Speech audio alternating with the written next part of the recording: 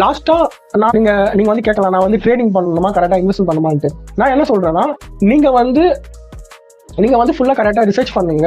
உங்களுக்கு எது கரெக்டா சூட் ஆகுமோ, இல்ல எனக்கு ட்ரேடிங் தான் கரெக்டா சூட் ஆகும்னா நீங்க ட்ரேடிங் பண்ணுங்க, இன்வெஸ்டிங் தான் சூட் ஆகும்னா நீங்க கரெக்டா இன்வெஸ்டிங் பண்ணுங்க.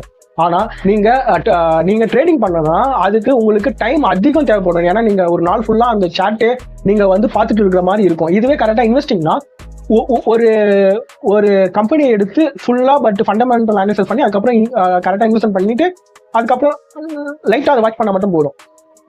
அதுதான் உங்களுக்கு டைம் அதிகமா இருக்கு, நான் இந்த மாதிரி ஃபண்டமெண்டல் அனாலிசிஸ் எல்லாம் பண்ணுவேன், எனக்கு கரெக்டா ஃபுல் டைமாவே நான் இதுதான் பண்ண போறேன்னா நீங்க ட்ரேடிங்கை வந்து சூஸ் பண்ணலாம்.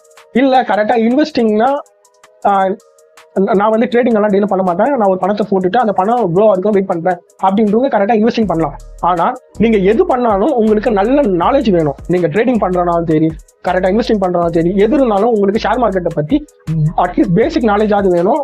அதுவும் நீங்க ட்ரேடிங் பண்ண போறீங்கன்னா உங்களுக்கு ரொம்ப நல்ல நாலேஜ் வேணும். அதுவும் நீங்க ஸ்டாக்கை நீங்க தேர்ந்தெடுத்து போய் லாங் டைம் இன்வெஸ்ட் பண்றீங்கன்னா உங்களுக்கு ஃபண்டமெண்டல் ஒரு கம்பெனியோட ஃபண்டமெண்டல் அனலைஸ் எல்லாம் உங்களுக்கு பார்க்க தெரியணும்.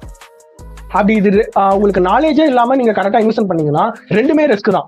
மியூச்சுவல் ஸ்டாக் நீங்க லாங் டைம் இன்வெஸ்டிங்கும் ரிஸ்க் தான், அதே மாதிரி ட்ரேடிங் இன்வெஸ்டிங்கும் ரிஸ்க் தான்.